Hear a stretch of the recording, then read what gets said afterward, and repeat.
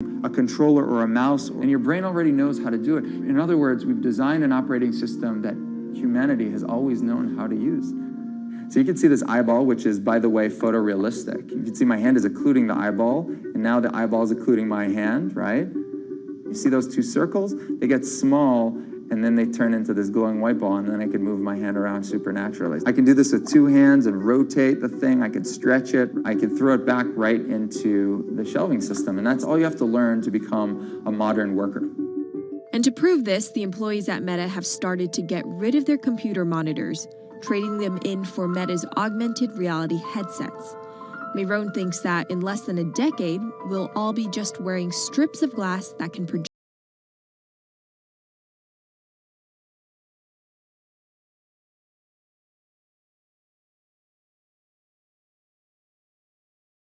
Everybody had computers on their desktop, but no one was using them because they had a lot of work to do. So they were still using typewriters. And at some point, the CEO took all the typewriters away and everybody was forced to use their computers. So it's very exciting to see a new generation of technology, a new paradigm. I consider us like pioneers in the holographic wild. I'm pulling up my browser with my hands and sending out emails to colleagues and just kind of really acclimating to the new environment.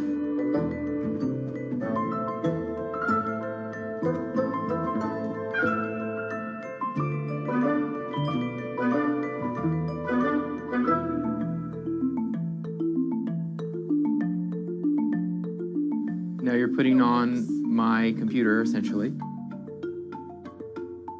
Our digital lives live on our phones. We have all of our pictures and notes and all these kinds of things. So, and why don't you write yourself a little sticky note? I like it. And go ahead and just take your fist right over the top of the sticky note and close your fist.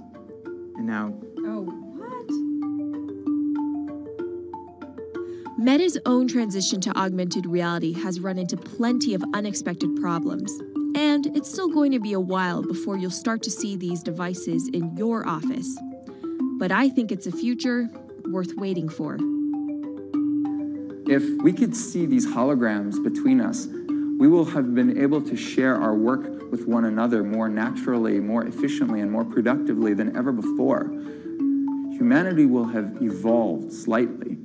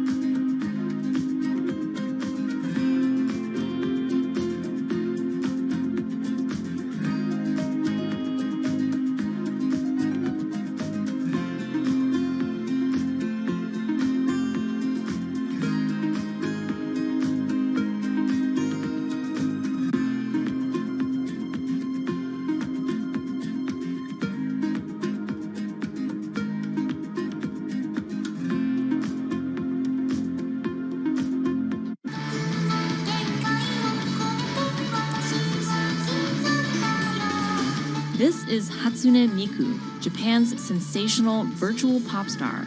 She's released over 100,000 songs in multiple languages and performed sold-out concerts around the world. Her image has appeared in games, on TV, in car races, and is even etched on the side of a Japanese space rocket. I came for Hatsune Miku, Carlos. She's Lady Gaga's favorite digital pop star and opened shows for her in the US 3 years ago. Tens of thousands of fans attended her exhibition and live shows near Tokyo recently. 理想のアイドルっていうとどの曲でもミクはすごい綺麗に歌ってくれる。他没有缺点啊，没有任何让我们感到不开心的一些新闻。She's everything to everybody. That's probably why she's so popular.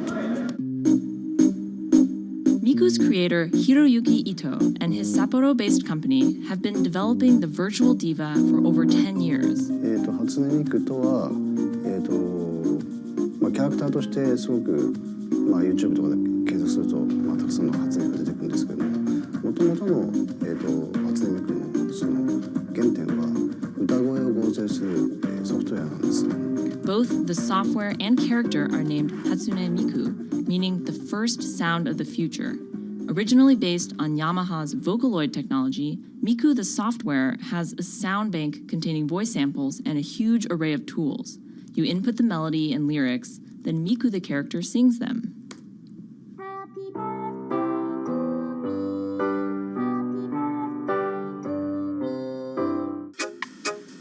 To date, Krypton has sold 120,000 software licenses at $200 each to fans around the world who use it to create numerous songs and share them online. Some of the fan-created songs are chosen to be part of Miku's concerts, for which they're paid a royalty fee. もともと初音ミクっていう存在自体がボトムアップって言いますか、中にはアマチュアクリエイターじゃなくて今もうすでにプロになって活躍している方もいらっしゃるんですけども。The company also has other revenue streams. It makes money from merchandising, licensing deals, and concert ticket sales. According to the real-life musicians who perform with Hatsune Miku, the virtual pop star is interesting and surprising. 今年で3年ぐらい、ちょうど3年ぐらいやってきて、ライブも数十本、数百本だったので、そういうことが演奏によって起こせるためのそういう器みたいな感じになってきて、初音ミクらしさって僕はあんまりない。初音ミクって何だってありっていうか。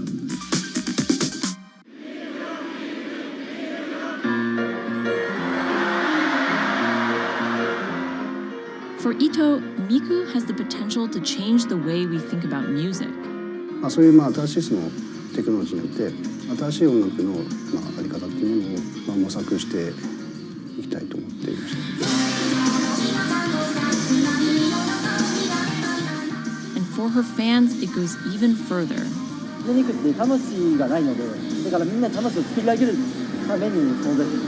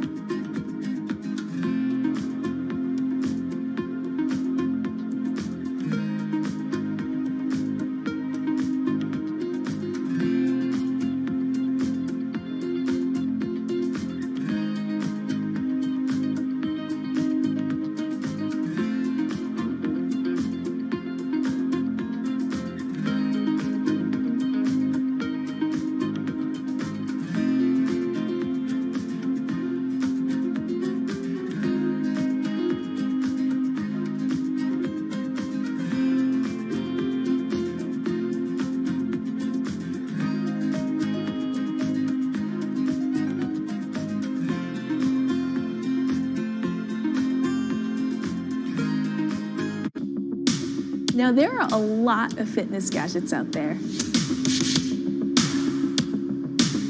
In my quest to get fit, I tested 17 of them over the last few months. At least one personal trainer I know was a little bit skeptical.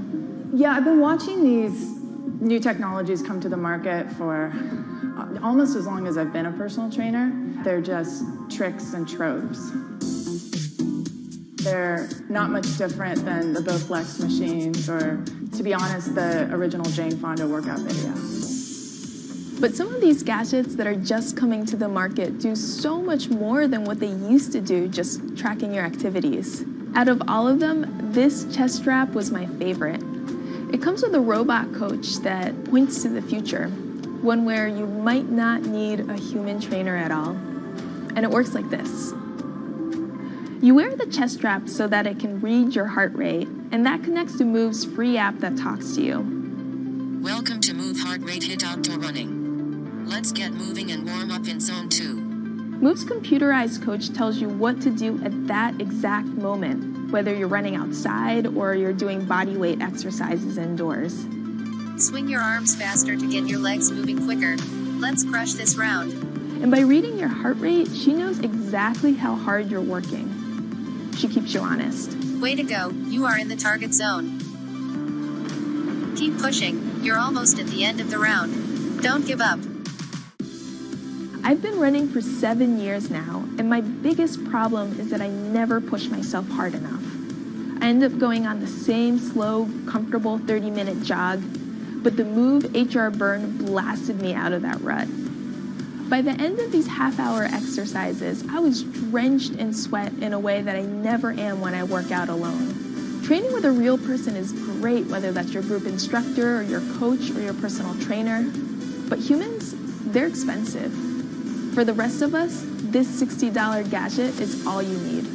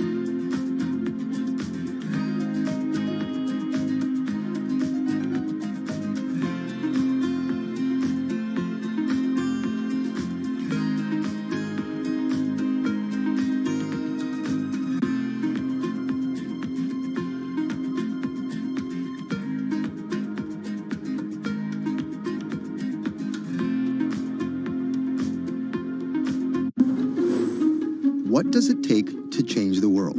A big army? A cure to a pandemic? A revolution? All of these take either a lot of people, thousands of hours, or massive amounts of space. But for Julian Assange, all he needs is one room, an internet connection, and the world will listen. Assange is located here, and more specifically, right here. And from that location, he's posted government secrets, classified documents, and leaked emails from some of the world's most powerful people. And in doing so, has been labeled a hero, a villain, a nihilist, and everything in between. This is how an Australian programmer sequestered in the Ecuadorian embassy in London became one of the most influential and notorious people in the world. Born in 1971 in Townsville, Australia, Assange has always been on the move. Living in over 30 homes by the time he was in his mid-teens, Assange, along with his mother and half-brother, finally settled down in Melbourne. His introduction to hacking started at 16 when he was given a Commodore 64, which he attached to a modem. He attended the University of Melbourne, where he studied programming, physics, and mathematics. He never graduated, but that doesn't mean he didn't get an education. By 1991, Assange hacked into the Pentagon, U.S. Navy, and other branches of the U.S. government. In 1996, he was caught by the Australian Federal Police and charged with over 30 counts of hacking and computer-related crimes. He didn't get any jail time, but he was fined $2,100. I think the first taste of what would come later was the hacking that he did as a young programmer, and that really sort of foreshadowed a healthy skepticism of the use and abuse of technology by governments. That's Vernon Silver. I'm a reporter for Bloomberg's investigations team. Assange's youth as a hacker laid the foundation for him to start WikiLeaks in 2006. But what is WikiLeaks? It's a website that posts unfiltered, usually classified documents. What separates it from every other media outlet is that they have no editorial hierarchy. With a publication like the New York Times, information comes in, they take that information, package it, then disseminate it for the public to see. WikiLeaks, however, cuts out the middleman.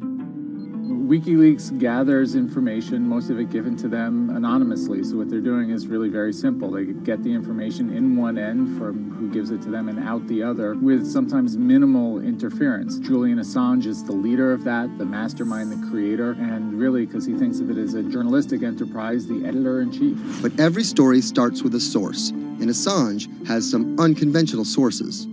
Julian Assange does not hack as far as we know. He is the recipient of people who are either insiders who give him secret documents or hacked emails from a foreign power. That's Eli Lake. I am a columnist for Bloomberg. And there was no source bigger for Assange than Chelsea Manning, who used to be known as U.S. soldier Bradley Manning. In 2010, Manning provided Assange and WikiLeaks with hundreds of thousands of leaked government documents. WikiLeaks quietly began releasing the documents in February of 2010, then made big headlines in April by posting what is now known as the collateral murder video. Come on, fire! It was a vivid, graphic video. It changed the debate on the Iraq War, and importantly, it put WikiLeaks on the map when they put it online, and they couldn't be ignored at that point. And those leaks were just the beginning. They went on to post more than 90,000 leaked documents known as the Afghan war logs, 390,000 documents known as the Iraq war logs, and 250,000 private messages between diplomats called cables in what is now known as Cablegate. These leaks were met with very real ethical questions. The problem with publishing those cables was that a number of confidential sources for U.S. diplomats who faced real danger when their names were exposed. Then Secretary of State Hillary Clinton drove the point home that every country, including the United States, must be able to have candid conversations about the people and nations with whom they deal. Shortly after Cablegate, the Swedish government issued an arrest warrant for Assange on allegations of rape and molestation. He claimed the allegations were fabricated to get him extradited to the United States, a claim the U.S. government denied.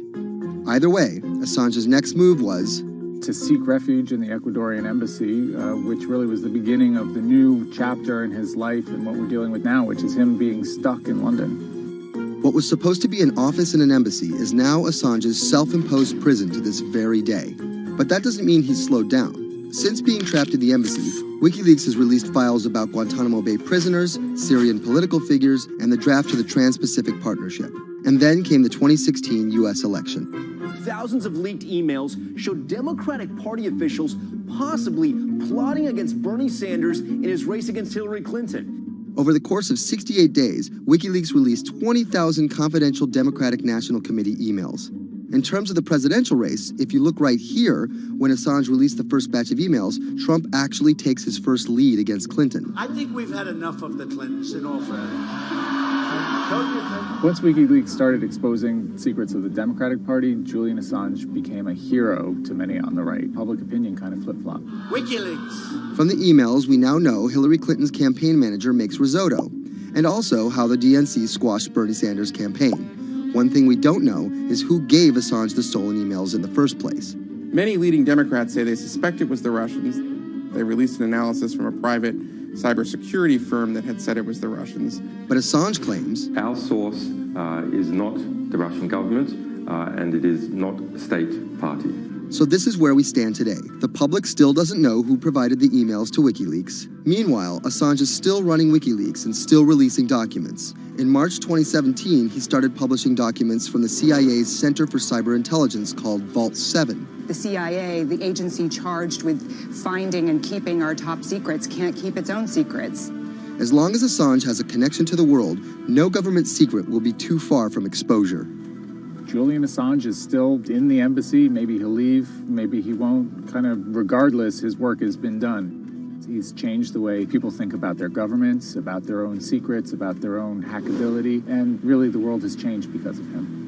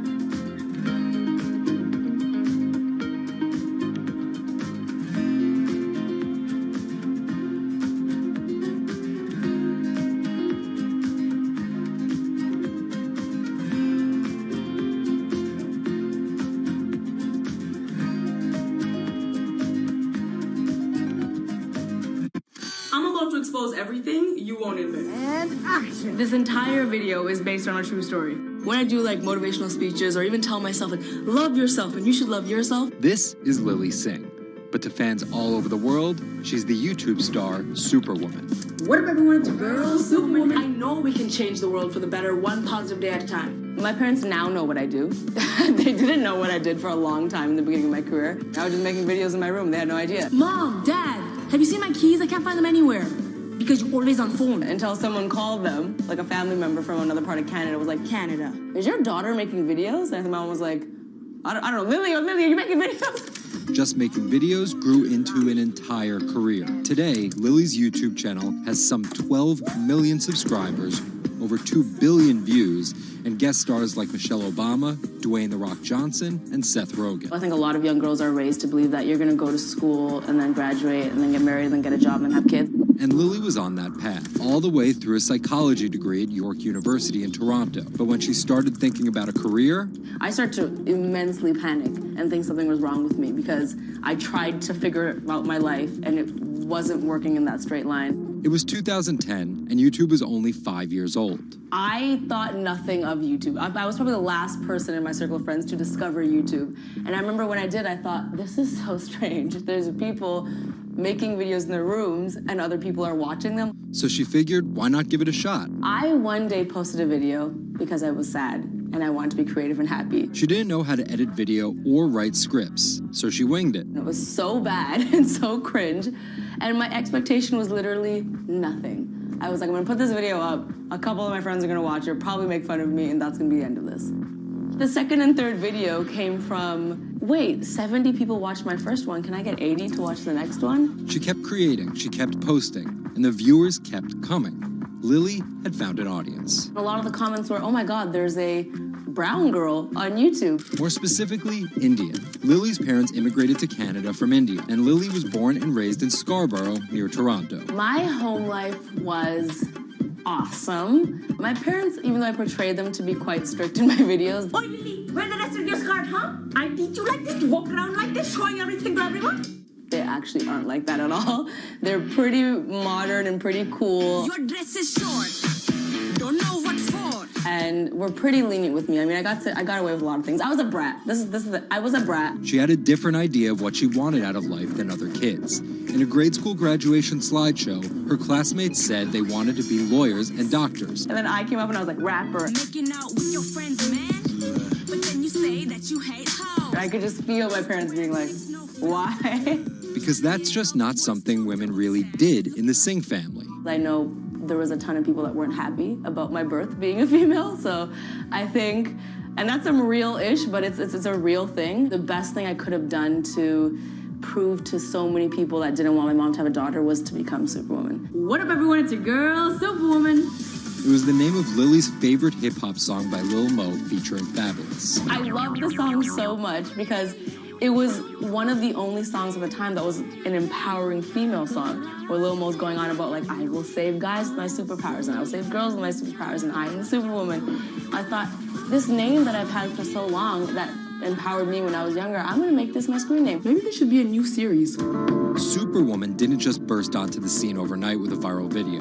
It was a steady climb fueled by hard work. The moment that I thought this is going somewhere and this could be a career was the first time I performed internationally. It was in India.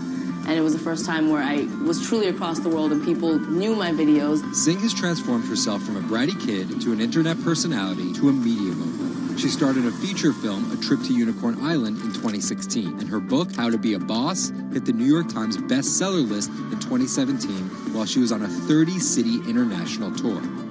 Lily started out with the goal of getting millions of subscribers and financial security. Hurry the hell up! But after surpassing those goals, success has new meaning. I've really come to terms with the fact that my definition of success is what's the best legacy I can leave behind. And it's not the number of views and the number of subscribers. It is the number of people that can say, this girl changed my life or changed something in my life positively.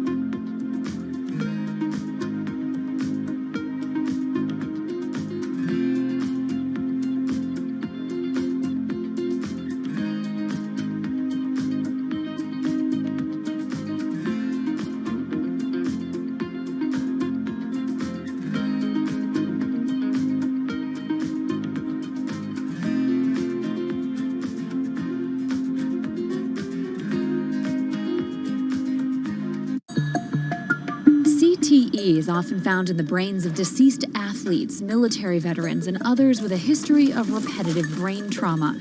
Hundreds have donated their brains to the VA Boston University Concussion Legacy Foundation Brain Bank. This is a former NFL player who died in his early 70s, and this is a veteran who also died in his early 70s. Dr. Ann McKee dissects these brains. The hippocampus and the mammillary bodies are very important for memory. I can see that they're slightly affected. McKee recently dissected the brain of former New England Patriots player Aaron Hernandez, who was convicted of murder and later committed suicide. You'll see right away that the brain is showing signs of shrinkage. You can see the crevices in the brain that you can't see in the normal. McKee says Hernandez's severe case of CTE impacted his decision-making, depression, and ability to control rage and aggression. Right now, she thinks we're underestimating how many people have CTE. We were able to distinguish between CTE and controls and CTE and Alzheimer's disease. The next question is, can we do this in the blood, and can we do this in living people? And we aren't there yet with those answers. But the need for a diagnosis in the living is motivating companies such as Quanterix in Lexington, Massachusetts, to work faster on technology that could diagnose concussions and CTE in as few as 30 minutes. Kevin Rosovsky is the CEO. It's like a high-powered microscope. And so by doing that, we can see little biomarkers that you couldn't see before in the blood. Quanterix received a grant from the NFL and just went public. Since then, its stock is up more than 40%. The company sells a machine called Simoa for $175,000 to other biotechs, hospitals, and researchers. And for the first time in history, we're able to see brain health in blood, and that's a major breakthrough, and that's leading to less invasive testing, and we've already been able to see evidence of concussions, and there's the beginning evidence of being able to see the accumulated effect of concussions. Quanterix is also trying to detect Alzheimer's disease, multiple sclerosis, and ALS. Rosovsky says he thinks diagnosing concussions will be easier than diagnosing CTE. Diagnosing CT in the living probably is a couple years away. We're real excited to see the progress, but reducing some of that work into actual tests in a laboratory takes time. There's regulatory approvals. There's a lot of red tape that you have to go through. Also in this race to diagnose CTE in the blood are Athlon Medical and Exosome Sciences. And New York's Mount Sinai Hospital is scanning for the disease in the living. But it's just one step in a series of questions for those with serious head trauma. There's still no cure for CTE. Even if we had a great idea for a treatment, there's no way to test whether it's effective or not. So that's the enormous advance that we'll get if we can develop a biomarker for this disease. In Boston, Ann Mostu, Bloomberg News.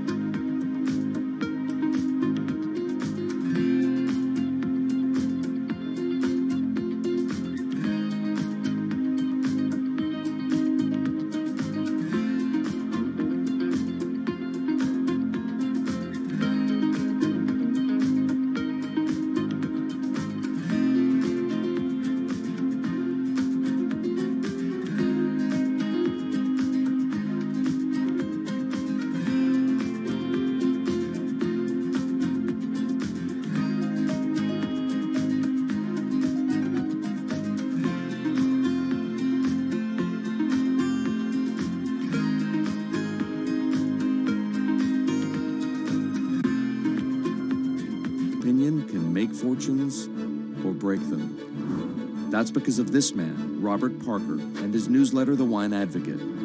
For 3 decades, he dominated as the world's most influential wine critic. Now Parker's protege is building an empire of his own. Antonio Galloni runs Venice. Antonio, tell me, what are you trying to build at Venice?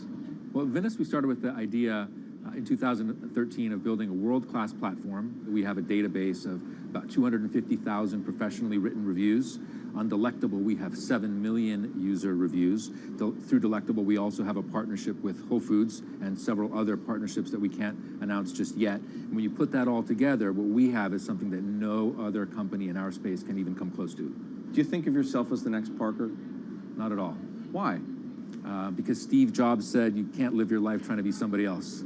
So he's one of my biggest influences, and I've never wanted to be a replica of somebody else because a replica is never as good as the original. Bob is a genius, fantastic, one of a kind.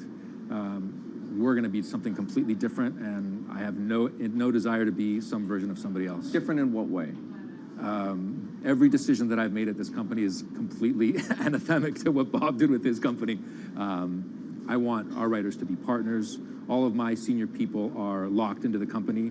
They all have equity or they have a path to equity based on business results. That's something that we never had at Parker. Our benefits are world-class, and everything that we've done at Venice is completely different from that model. When Steve Tanzer, who is the most experienced active wine critic in America, wants to work with us, that says something. When Alessandro Masnaghetti, who's the best cartographer of vineyards, wants to work with us, that says something.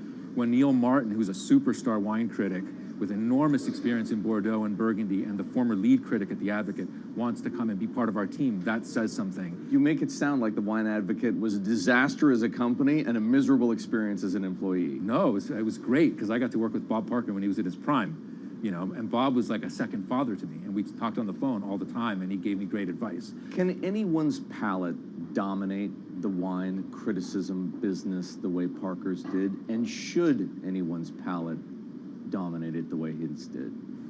I just think the world is very different today. You know, it's just a totally different world. It's probably not healthy to have a single person dominating the world. It's not even wine criticism, it's the wine industry. Yeah, that's probably not the healthiest thing in the world. But I think that there's just such an opportunity right now with social media and technology to reach such a massive number of people that I think it's possible that 1 or 2 people will actually have more influence than Bob Parker did, because they will, again, this goes back to your first question, not trying to be a version of somebody else. You see this in sports all the time. It's like, oh, well, nobody will ever beat this record. And then somebody comes along, you know, it was like tennis, Pete Sampras. Nobody's ever going to win as many Grand Slams. Now you have 2 guys who are ahead of that and 1 knocking on the door. And so I think a lot like that. You're a former investment banker. How does that inform and influence what you're doing and what you've done? My generation has had to deal with a lot more challenges. That's why I think we're actually much better poised for the future. My first job in finance, the first thing that happened was long-term capital, 1998. Then the tech bubble melted down. Then there was a mutual fund trading scandal. You know, that was all like within about 5 or 6 years. And these are the things that I had to deal with as a young executive. My peers who were 20 years older didn't know how to manage in crisis. They'd only seen Black Monday. They'd just been in a big bull market. It's very different. So I'm very lucky. People of my generation or a little bit younger have actually had to deal with a lot more crises. I think that's actually good for learning how to cope with challenges in business. From the outside, it kind of looks like you're trying to demolish the house that Parker built, right? You left The Wine Advocate. Yeah. You merged with one of his chief rivals. Yeah. And you just hired his successor, Neil Martin. Mm-hmm. So are you? I think what that says is that all the best people want to work at our company. And that's really what we strive to create starting in 2013. We wanted to create a world-class company that would attract the best-in-class talent, and not just on the content side, on the technology side, on the digital side, our office, and at every level, what we're trying to, we only hire superstars, and we're looking for those superstars.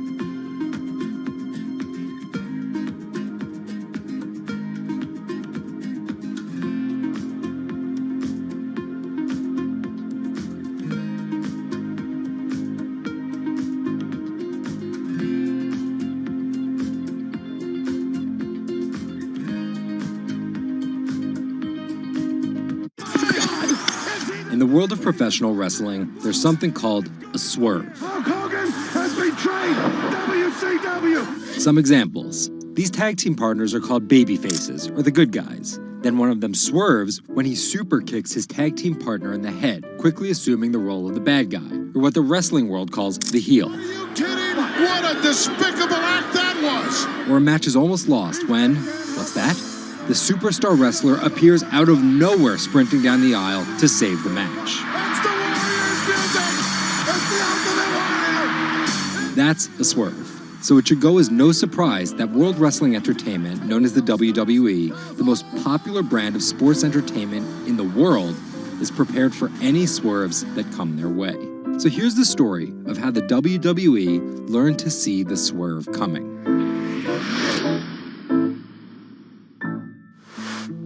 So I spoke to Bloomberg reporters Felix Gillette. I'm a writer for Bloomberg News for the global business team. And Kim Basine. And I'm the U.S. luxury reporter at Bloomberg. To find out exactly how the WWE is positioning itself for an all-out global invasion, which starts with a massive change to their lucrative pay-per-view model. WWE basically pioneered the pay-per-view model on cable.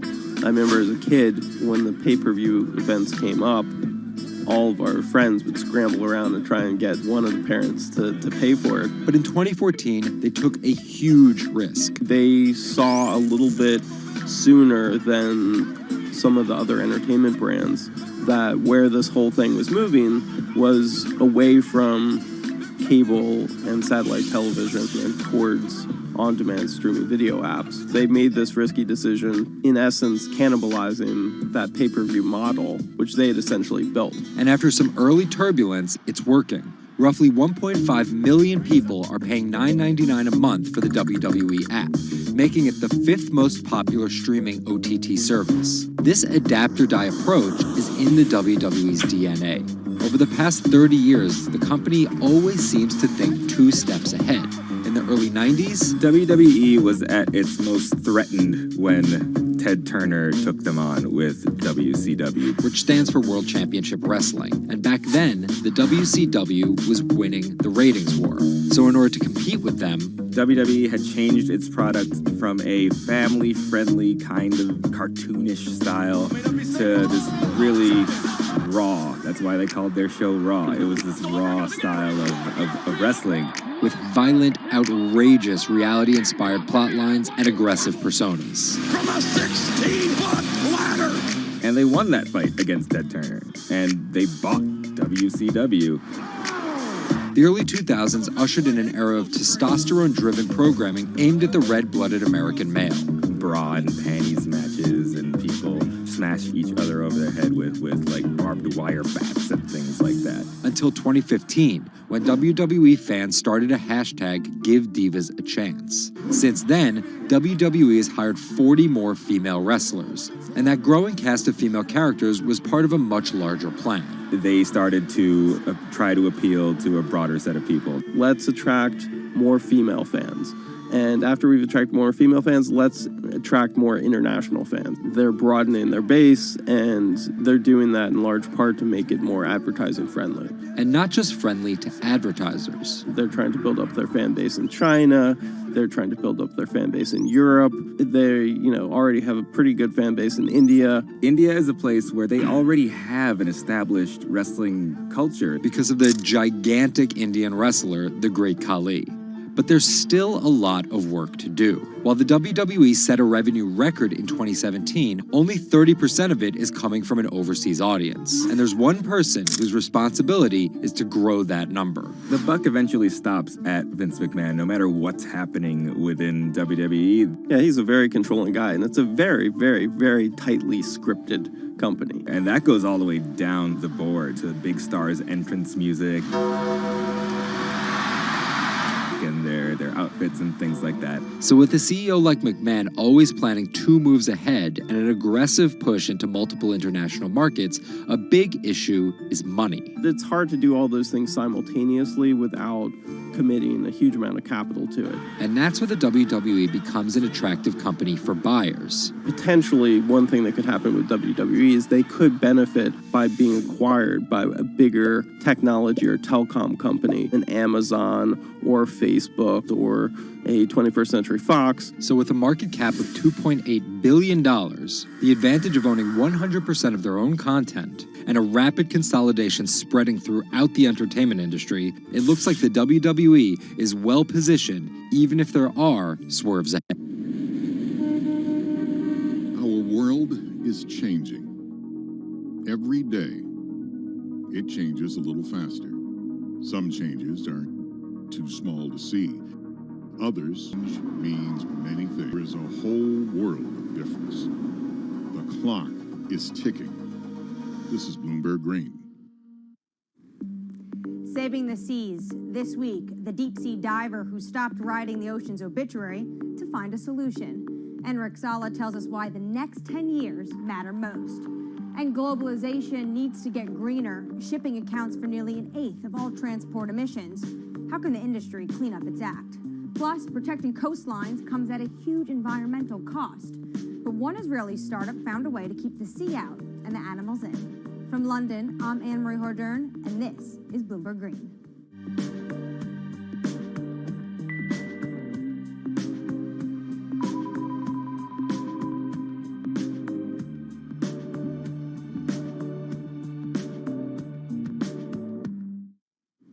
After more than a decade of studying the ocean as an academic, Enric Sala realized he was writing the ocean's obituary.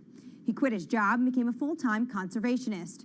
As an in-house explorer for National Geographic, he's clocked more than 5,000 open water dives. He's also founded Pristine Seas, a project that combines exploration, research, and media to lobby countries to protect their ocean. I spoke to him about his mission and why it's so urgent.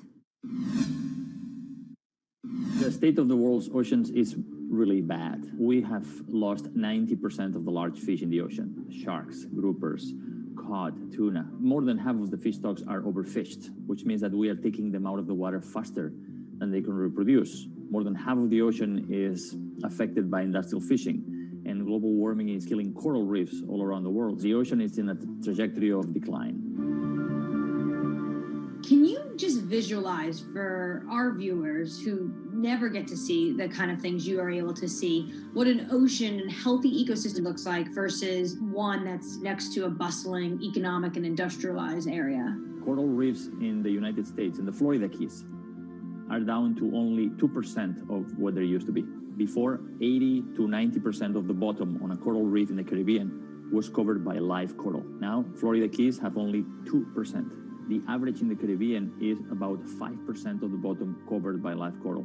The rest is covered by slime and seaweed. And most of the fish you can see are this big. And it is very, very rare that if you jump into any place in the Caribbean at random, you see a shark. It's very, very rare. Now, let's go to Millennium Atoll, for example. An atoll that is uninhabited and fished south of the equator in the Central Pacific, belongs to the Republic of Kiribati. 2009, we conducted the first underwater expedition to this island, and I still remember the first time. Jumped over the side of the boat, and as soon as the bubbles cleared, I was surrounded by 15 gray reef sharks. After a couple minutes, the sharks decided that we were boring, and they went back to do their thing. And you look down, 90% of the seafloor is covered by thriving coral, and it's full of fish, and a sea turtle comes by. Now, this abundance that we rarely see anywhere except in well-managed marine reserves. This is what the ocean used to be like, and this is what we have learned from going to these pristine places. And you write in your book that you're writing the obituary of ocean life. What's the cure? The cure is doing less harm. Basically, there are three things that we are doing to the ocean. One is we are taking fish out of the water faster than they can reproduce. Two, we are turning the ocean warmer and more acidic because of man-made climate change. And three, we are throwing in everything that we don't want, our waste and our plastic. We need basically to reverse these trends. Does this mean that a lot of this falls to governments and their policies? That's a big part of it, because it is governments that regulate fishing and mineral extraction and oil extraction. It is governments that have the legal authority to create large marine reserves in the ocean. But also, local communities have an important role to play, because some of the most successful protected areas in the ocean are community-led and community-managed marine reserves. So when the fish come back, the divers come in. And that creates huge economic opportunities through ecotourism. These areas that are managed by communities are very successful because the communities have a vested interest in having as many fish as possible inside them so they can enjoy the benefits. What from the pandemic has changed your view when it comes to protection of the environment? Nature has given us a very strong signal of how fast it can recover if we just give it space. Everybody was fascinated by all these videos of the whales and the dolphins coming into marinas and mountain lions on the streets of Santiago in Chile, wild goats in the UK. Nature has this extraordinary ability to bounce back if we just give it space. This is why we need to protect at least 30% of the planet by 2030. How do healthy marine ecosystems help in the fight against climate change, though? Most people see the ocean as a victim of climate change, but the ocean can also be a solution because we know that the more life there is in the ocean, like big fish and big whales, the more these organisms help to make the ocean productive and absorb more CO2. The kelp forest, seagrass beds, all of these are important ecosystems in the ocean that are similar to the forests on the land that capture a lot of our carbon pollutions. What are you most excited about in your field? We have 10 years to fix this problem. Global fisheries catch is going down, stocks are collapsing. Business as usual means that by 2050, 90% of the coral reefs are gone, that most commercial fisheries have collapsed. That affects food security, that affects migration of people. We have 10 years to get to peak greenhouse gas emissions and then go carbon neutral by 2050. And we have 10 years to protect at least 30% of the ocean so we can restore much of this health and productivity, not just for saving biodiversity, but also saving our life support system. We are not talking about something that is apart from us. We are not apart from nature. We are a part of nature. So these 10 years are probably the most critical in the history of humanity. The most accurate measurements of changing oceans will come from space. While Enric Sala explores what lies beneath, a new satellite is giving us data from above. We'll learn more about our oceans and climate change, but from space. A new satellite's been launched from California. Its mission, track the accelerating rise of sea levels. Well, the main instruments on board include a dual-frequency radar altimeter. And this is the primary instrument of the mission, and that's the one that's measuring sea surface height, significant wave height, and wind speed over the ocean. And from those measurements, we can actually have the superb measurements that we expect of sea level rise. Data gathered from Sentinel-6 will be used alongside information from other satellites to build as complete a picture of the oceans as possible. With a long record, we can precisely measure the acceleration. We eventually can detect new regime, tipping points. For example, if there is a runaway in the melting of Greenland or Antarctica, sea level will record this runaway change because it is an integrator of all changes that are occurring in the climate system. So we will be able to see some change, big change in the global climate. The National Oceanic and Atmospheric Administration expects that sea level rise will increasingly threaten U.S. coastlines. One example, the southern tip of Manhattan is expected to flood 20 to 40 times a year by 2030.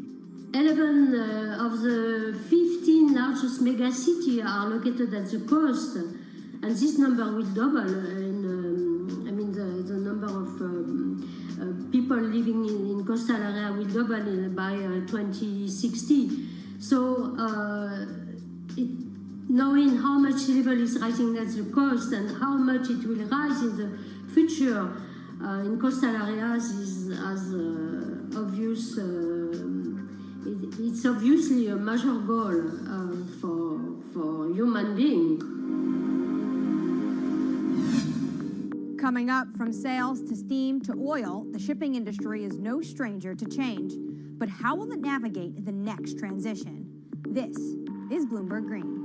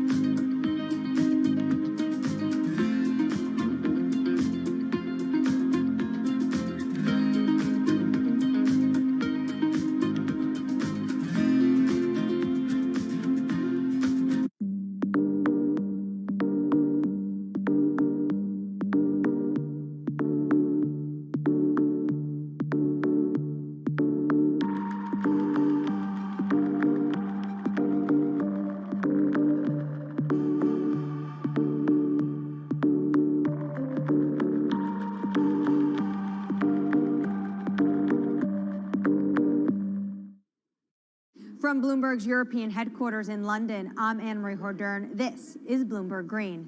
Now, for your roundup of this week's latest climate news, Jennifer Zabazaja has your Green in Brief. Here's the climate news you need to know. Deforestation of the world's largest rainforest has hit a 12-year high. More than 4,000 square miles of the Amazon rainforest was destroyed in 2020. That's a 9.5% increase from a year earlier. Government data shows that destruction has soared since President Jair Bolsonaro took office and weakened environmental enforcement. The Amazon is home to millions of species and plants and is critical in the fight against climate change. Bitcoin is hitting all-time highs, but at what cost to the environment? The cryptocurrency is energy intensive, and there are concerns if it becomes mainstream. According to MIT, back in 2018, Bitcoin's carbon footprint was almost as big as Portugal's. Want to get better at tackling climate change? We'll hire more women. That's according to Bloomberg New Energy Finance. Firms with 30% or more women in top jobs tend to perform better when it comes to the environment and are more likely to set clear climate goals. Shopping online is more popular than ever now, but the price of convenience is measured in CO2, and more deliveries means more fuel burned and more packaging wasted. So what can companies do? Well, many are becoming more efficient and sourcing more clean energy for their data centers and warehouses. And England's farmers will be paid to go green after Brexit. As European subsidies are phased out, they'll get new money to encourage them to produce healthy, sustainable food. Poor farming practices are one of the leading drivers of water pollution and the loss of biodiversity. I'm Jennifer Zabasaja in New York. Anne-Marie, back to you. The shipping industry is more than just the grease on the wheels of globalization. It's its chief enabler. 11 billion tons of goods are transported by ship each year, the biggest contributors being 2 billion tons of oil, 1 billion tons of iron ore, and 350 million tons of grain. According to the International Chamber of Shipping, 80% of Europe's imports and exports happen over the seas. And for such a vast industry, it also contributes its fair share of emissions. Shipping makes up 12% of global transport energy consumption. So how does it clean up its act? Earlier, I caught up with Bloomberg Green reporter Laura Milan about just how big of a challenge this is going to be for the industry. One of the main issues is size. So about 90% of the world's cargo is moved by ships. So obviously changing such a huge industry is not going to be fast and it's not going to be easy. The second issue has to do with technology. So ships obviously travel for many days at sea. It's not as easy for them to refuel as it would be for a car, for example, going on a road. And the sector still hasn't found a technology that's economically viable and that's zero emissions and equivalent to the electric batteries for cars, for example. But actions are being put in place to make the industry a bit more environmentally friendly. Walk us through those steps that they're taking. That's it. So there's a first step that would involve using low emission fuels or biofuels that would significantly reduce the existing emissions. And then at regulatory level, when it comes to the policy and the governments, there are steps being made as well. I would say that the most significant ones come from the European Union, which started to track emissions a few years ago and is now looking to include shipping emissions in the emissions trading system. So that would significantly reduce and help calculate the emissions from the shipping industry. Now, China is taking similar steps. So at the moment, regions need to report shipping emissions to the central government. And finally, we have the International Maritime Organization with a pledge to reduce shipping emissions by 50% in 2050. Now, we must say that that pledge has been considered insufficient by environmental groups, but at least some steps are being taken. So to get to 2050, the industry obviously is going to need to start tapping some new technologies. What new technologies are you seeing being introduced into the shipping industry?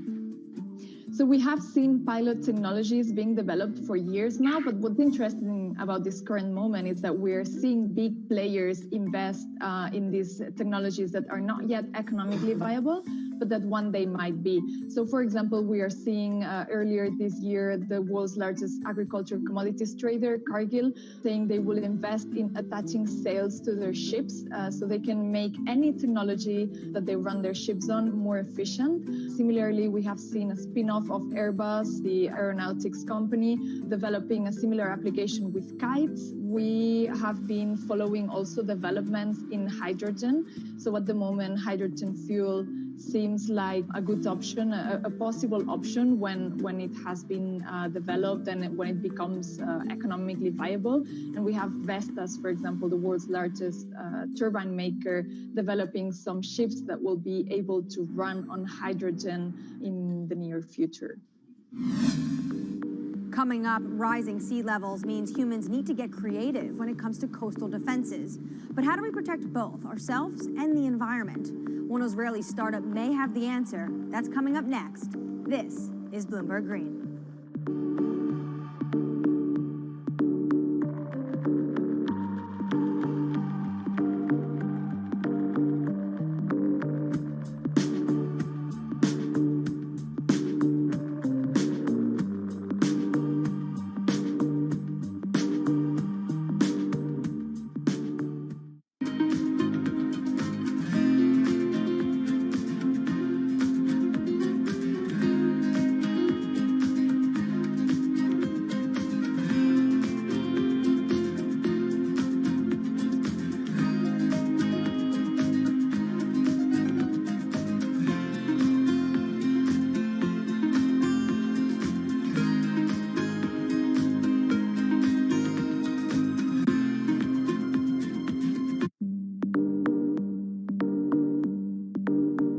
In London, I'm Anne-Marie Hordern. This is Bloomberg Green. After water, what's the resource that humans use the most? It's concrete, 3 tons a year for every person on the planet. And engineers estimate it's used twice as much as all other building materials combined. And it comes with a huge environmental cost. Concrete, not just in cities, it's a common feature on our coastlines too. And that's taking a toll on biodiversity. But one Israeli startup has found a way of making sea defenses stronger and encouraging life to thrive.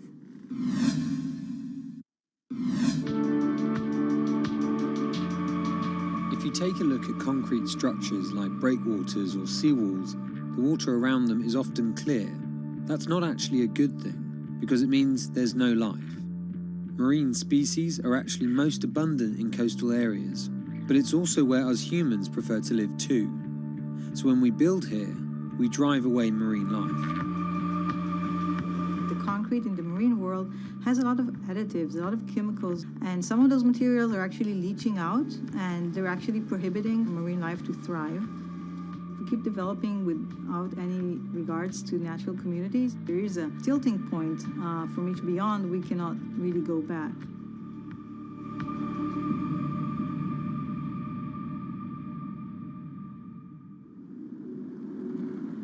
In the coastal city of Tel Aviv, an Israeli startup wants to revolutionize our urban coastlines. Their sea defenses are transforming lifeless man-made structures into teeming ecosystems. They do this by replacing standard concrete with their own special cement formulas. As opposed to regular cement-based concrete, e-concrete includes certain elements that enhance the growth of marine flora and fauna of plants and animals. Our admix, which is kind of our secret sauce, is basically kind of sealing the concrete, making it less aggressive for the marine environment. That once we add it, we enable life to flourish. In the lab, the team run tests to identify what mixes will work best for marine life.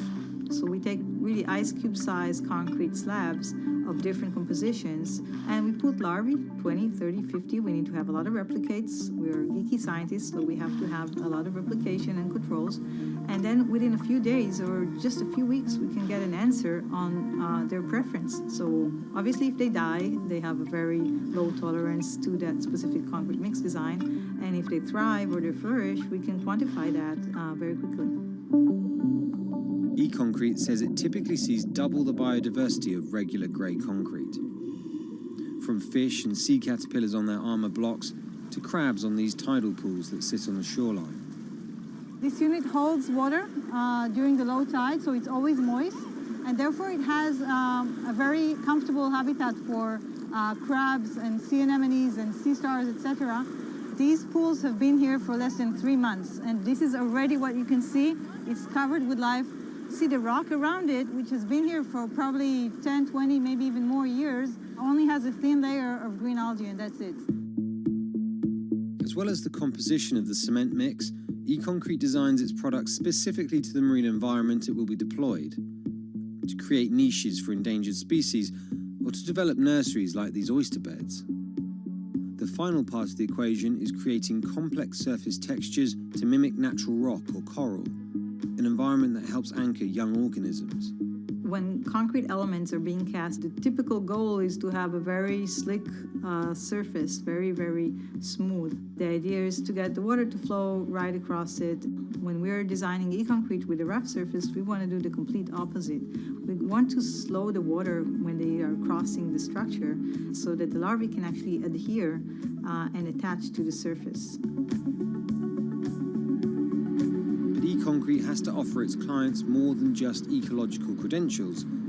Over time, they've discovered that creating hospitable habitats for marine life adds another advantage, one that is surely hard to ignore. We've seen evidence to the fact that the growth of the organisms on the concrete create kind of a layer of defense. Just the addition of weight, we can actually gain stability and strength over time. This is let's say the unit when we put it in the water. And this is after a year in the water. And what you can see here is all the oysters are completely covering it. We designed the units so they can withstand the forces and perform in terms of structural performance, but they can also be a backbone for ecological enhancement. The company tests its miniature designs in tanks full of real seawater, rocks, plants, and animal life from around the world. What we're looking for is the accumulation of calcium carbonate on the surface of the concrete of different mixes and different designs.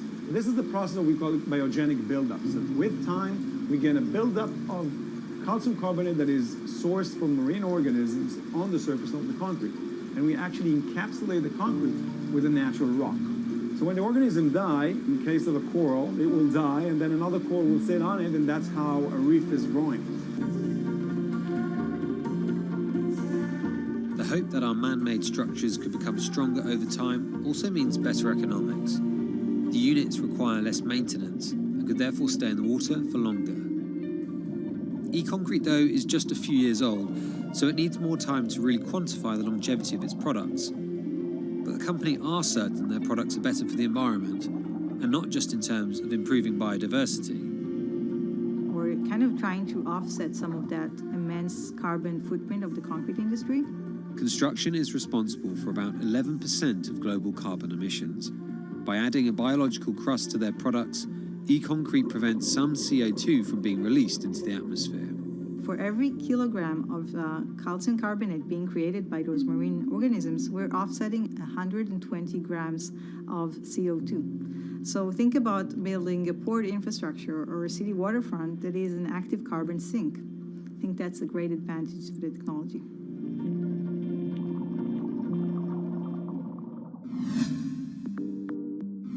That does it for this week, but let's keep the conversation going on Twitter. Follow us at Climate.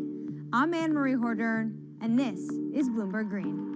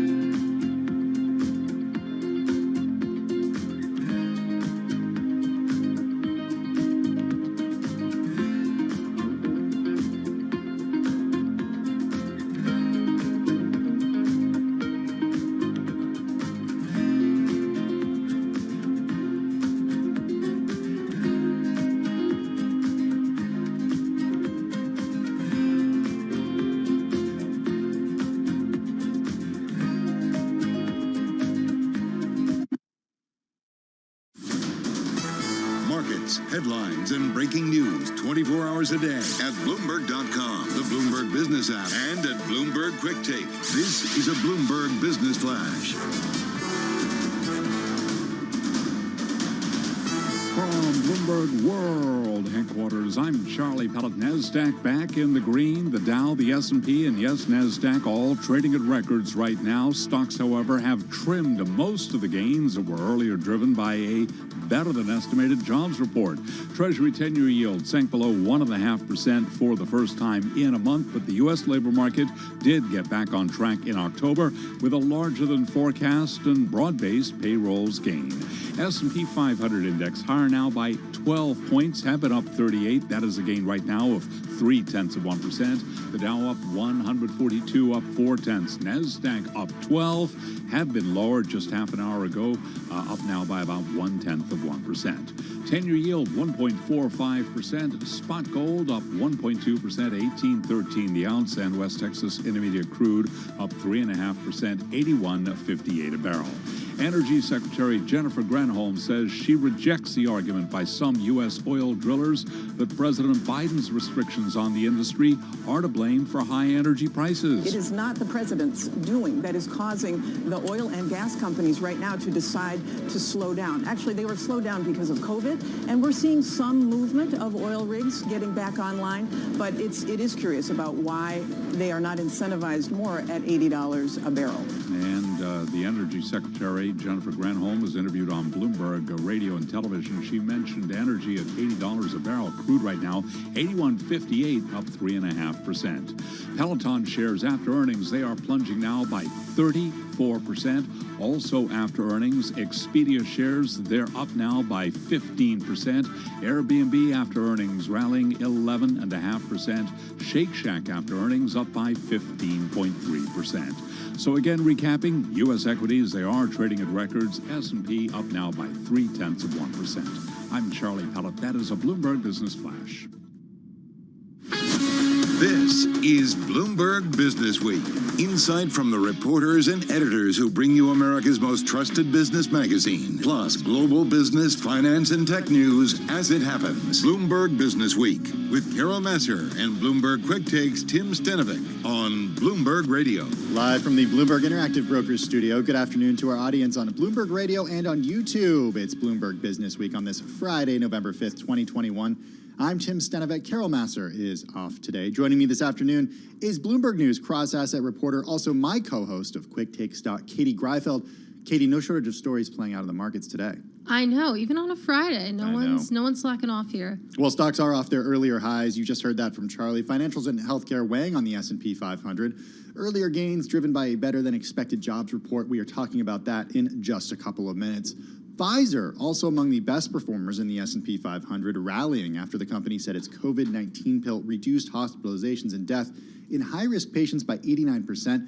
We're going to hear from Pfizer CEO Albert Bourla in just a few minutes. Today's big take, how the power grid is just another casino for energy traders. And guess what? We're talking Shiba Inus, but not necessarily the crypto, Katie. I know. I cannot wait. I feel like I see these dogs actually everywhere now. Well, there's a reason, because demand in the coin has increased demand in living, breathing Shiba Inus. That's our story from Bloomberg Business Week today. We're also going to end the program talking productivity with a Google executive, and we're going to talk crypto with Grayscale's CEO, Michael Sonnenschein. First up, though, let's get to the Market Drivers Report. And with us in the Bloomberg Interactive Brokers studio is Dave Wilson, stocks editor for Bloomberg News. Also joining us is Reed Pickard, U.S. economy reporter for Bloomberg News. It's Jobs Day, Reed, so I want to start with you because job growth quickening, 531,000 plus. The payrolls in the prior 2 months revised up by close to 50,000 employees, I should say. What stuck out to you now, even a few hours to dig into these numbers? Yeah, absolutely. Well, what you just mentioned, in essence, the jobs market looks a lot better than we thought it did even just a few days ago. What I really enjoyed in terms of seeing the numbers was the fact that just a couple days ago, Powell said that, if we got on a path of 550,000 to 600,000 jobs a month, then we'd be on a good path to reaching maximum employment next year. And so it was great to see these job gains kind of shift back back towards that track that Powell had mentioned even just 2 days ago. But that said, we still are not seeing that hoped for pickup in participation, despite the fact that COVID infections meaningfully declined. So, still seeing, prime age participation, it increased a little bit, but that overall participation rate was unchanged month over month. And Dave, how is this playing out in the markets? Because if I look across indexes, I see green, but it doesn't seem like there's a lot of thrust behind that. Yeah, not necessarily. I mean, it's the reopening trade that kind of dominates the day, really. And whether you attribute that to Pfizer's study data on the COVID-19 pill or the results out of Airbnb and Expedia, you're talking home rentals, online travel there. I mean, it's clearly at the forefront. Whether you look at the travel companies specifically, or the airlines, or the cruise lines, or the casinos, or even Live Nation, the concert promoter and ticket seller, they are at the forefront of the gains, no question. And the other side of the coin, if you look at healthcare stocks as a group, the developments at Pfizer have turned out to be a negative because, you have Merck down almost 9%. You have Moderna down more than 20%. You have Regeneron Pharmaceuticals, which, let's not forget, offers monoclonal antibodies, more expensive potentially than Pfizer's pill. That stock's down about 6%. So, it's more driven, arguably, what we're seeing in stocks by those kinds of stories than by the bigger economic picture here. Yeah, and if I do look at what is driving the S&P right now, it's all the companies you mentioned, all those cruise lines and Live Nation up at the top. But Reed, I want to follow up on a point you made that the labor force participation rate, we're really not seeing it move much. It's really holding steady at 61.6%. It's been there for a few months. What does that tell us? What signals should we take from that? I think, Powell said this well a couple of days ago, and, he basically said, we expect the labor force participation to move up, but at what pace and to what extent, we don't know. And he was talking about, the fact that we need to be, quote unquote, humble about what the limits of labor force participation are. And so when we think back a couple months ago, tons of economists were anticipating this kind of surge back in participation, and kind of as we got to September and that didn't happen. Now we've gotten to October and that didn't happen. I think folks are kind of a little baffled about the pace that we're going to see people return, and if all of these people return at all. Something to keep in mind, we frequently talk about parents and folks that are nervous about the virus and kind of those types of elements. But we forget that, a lot of these folks were also based on retirements, and whether people who retired come back or not, could have a meaningful difference on whether participation ever gets back to the levels we saw pre-pandemic. Yeah, that is a very good question. People close to me in my life are retiring in the near future, which I just recently learned about, including my father-in-law, which is surprising, but it's actually something that we're seeing anecdotally, and it's something that we're seeing play out in the numbers, Dave. I do want to know, Dave, now that we got the jobs report, okay, we heard from Fed Chair Powell. We have made it through a lot of earnings. What's the next thing before the end of the month that investors really need to be watching? That becomes the question here because, you look into next week and beyond, earnings really slow down. We know what Fed policy is at this point. That's sort of kind of been laid out. So arguably, there's not a whole lot you can point to sort of up front that says, okay, here's what people are going to latch onto. That said, you're getting toward the end of a year with stocks moving higher, as they have all year, setting 60-plus records for the S&P 500. So you got to ask yourself, if you're a money manager, do you lock in your gains and say the heck with it, or do you, get in because you have to show your clients you were in? Right, and the question is, how much further can we go this year? Let's remind our listeners, S&P 500, 25% higher so far this year. Not shabby. Yeah, not shabby. Dave Wilson, stocks editor at Bloomberg News. He's going to be back with us in about 90 minutes for the chart of the day, the stock of the day, and of course, a Friday edition of the Song of the Day. Reed Pickert, U.S. economy reporter, joining us on the phone from our Washington, D.C. bureau. It's time. Let's get a check of the latest world and national news. Denise Pellegrini standing by in the 1130 newsroom in New York. Hey, Denise. Hey there. Well, Texas, Florida, Missouri, and at least 20 other states with Republican attorneys general, well, they are now suing to block the Biden administration's controversial COVID vax rule. And this rule requires large companies to mandate that their workers get vaccinated against COVID-19 or submit to regular testing. Another possible treatment, meantime, for those who do catch the virus, Pfizer reporting strong results for its COVID-19 pill. And we get more on that from Bloomberg's Ann Cates. Pfizer says the pill reduced hospitalizations and deaths in high-risk patients by 89%. That has the potential to upend how the disease caused by the coronavirus is treated and alter the course of the pandemic. It could be taken at home at the first sign of symptoms. Pfizer plans to submit its findings to U.S. regulatory authorities for emergency approval as soon as possible. The results mean there are now two promising candidates for treating COVID-19 patients early.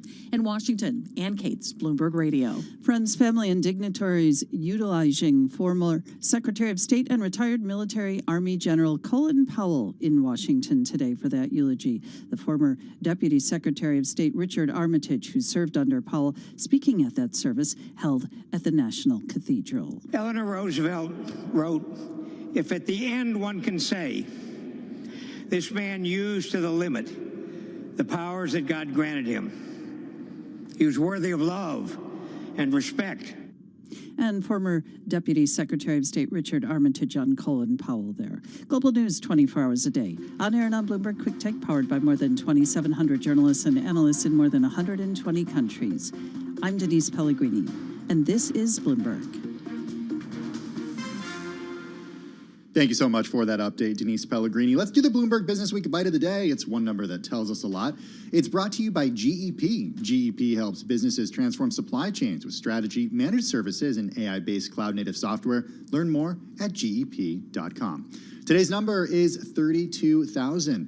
Unions representing 32,000 nurses, physicians' assistants, and other workers in California's Kaiser Permanente health system plan to go on strike beginning November 15th, adding another major work stoppage in a resurgent labor movement sweeping the U.S. It makes me think, Katie, of last week's cover of Bloomberg Business Week, focusing on the labor movement and asking the question, what permanent changes are we going to see as a result of what we've seen in the last few months? Have to think hybrid work will be part of that. Yeah. It's interesting, though, seeing that workers are having a moment right now, and I definitely encourage everybody to check out that recent cover story for Bloomberg Business Week. Well, we are seeing the Dow higher by 0.5 percentage point, the S&P 500 higher by 0.4% right now, and the NASDAQ higher by 0.2%, so all major indices higher on the day. Let's head now to our friends at Bloomberg Television, who are standing by with a very special guest, the CEO of Pfizer, Albert Bourla. For Bloomberg Television and radio audiences worldwide, we now want to welcome the Pfizer CEO, Albert Bourla.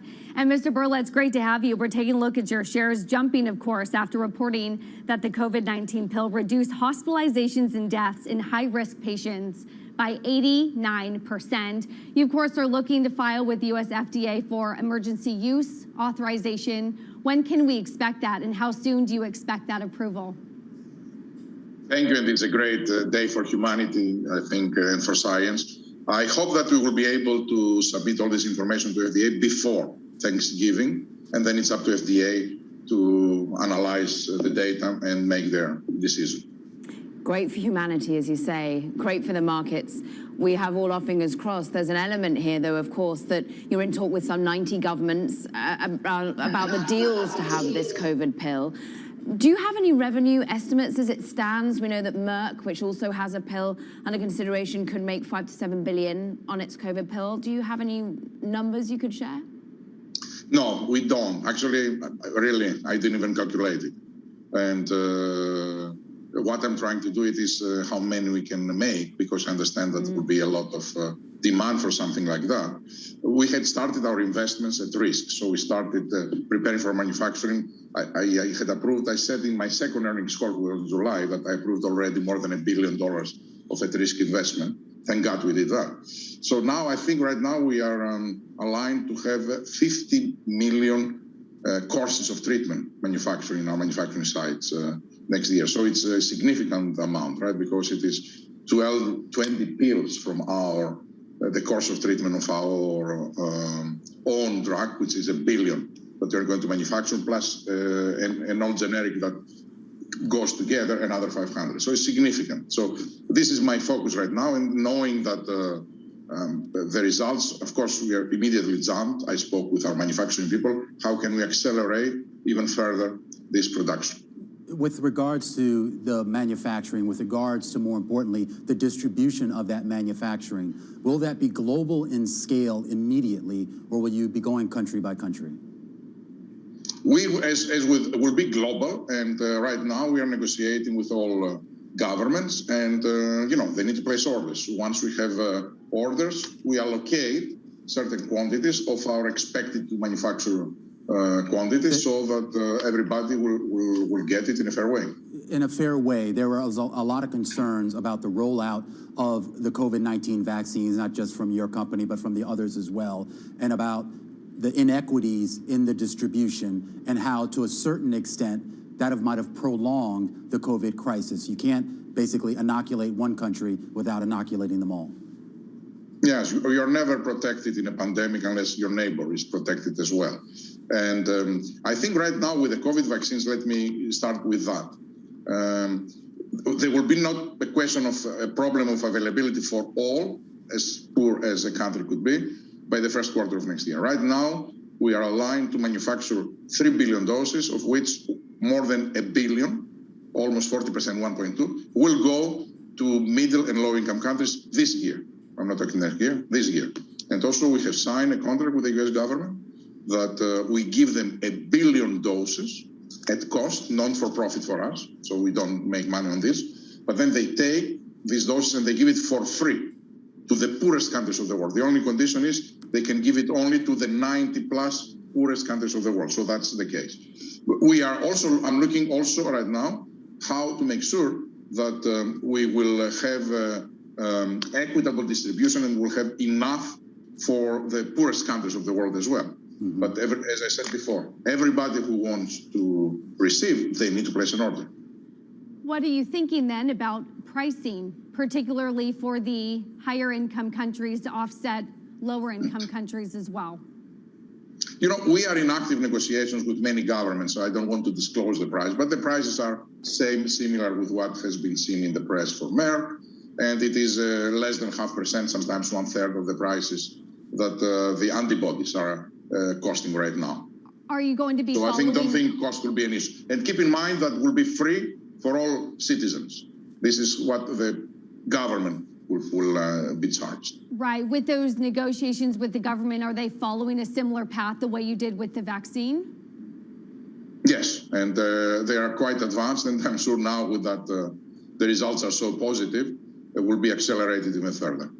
And of course, you say this is such a win for humanity if we can get it in and across all countries as swiftly as possible. I'm interested in, therefore, will you allow generic manufacturing to produce in the poor countries, as we've seen with Merck? Yeah, I'm looking at all scenarios, and I'm going to make decisions very quickly. My compass it is how to make sure that everybody will get it. And you say, of course, that at the moment it's about 50 million packs next year, 180,000 packs so far at the moment this year. Do you think that that will be able to be scaled in any way, Albert? Yes, I think it could, because right now we planned for 50 million packs. We didn't know how much market share we'll have, how much demand our product will have. Now I start seeing that with such a high level of efficacy and with this safety profile, likely the demand will be very, very, very high. There are some... So we are going to look to scale up. All right, well, let's continue down this path here, because there are some healthcare advocates that would say, in order to scale up, at least at a level that they would want to see, that they would actually like to see more participation by other companies, particularly some of the generic drug makers. And they're curious as to whether you're going to be willing to license out the technology for this particular pill to some of those generic manufacturers to accelerate, to scale up. No, I understand very well the question, and this is why I answer, but I'm looking several options that will allow the poorest countries to get it, will allow everyone to get it as soon as possible. And I'm going to make, let's say, when time is coming, time comes, but in the near, very soon, I'm going to make final announcements how that will work. But our compass is everybody should get it. There's another sort of, I guess, broader issue out there right now, which is the perception that with this pill on the market, once it does get approved, if it gets approved, that there will be people out there that will say, I don't need the vaccine. If I get sick, I can just take this pill. What's the response? That's a good point that you're making. I think there will be some people that will say that. They are wrong. They're completely wrong. Vaccines are needed. People need to get vaccinated. Unless we all get vaccinated, we will all be constantly exposed because we will maintain a pool of people that the virus can replicate and mutate. That's unacceptable. People need to get vaccinated, and we need to conquer our fear so that we can be able and get the protection for ourselves and for the people that we love. However, you're right, that some people will say, if those were reluctant, knowing that people are dying from COVID, now that they know that there is a pill that maybe reduces 90% their chances of going to hospital and almost 100% of dying, might be a negative point there. All right, Dr. Bourla, really appreciate you taking time to be with us on a day like today. That's the Pfizer CEO, Albert Bourla. Of course, the big announcement today, of course, ending that trial here on the COVID-19 pill because of the efficacy shown so far, and we'll seek FDA approval as soon as possible. Taylor? We are sure watching a lot of big healthcare companies as well remain another. Thank you so much to the team at Bloomberg TV, Caroline Hyde, Taylor Riggs, and of course, Romaine Bostick. That was the CEO of Pfizer, Albert Bourla.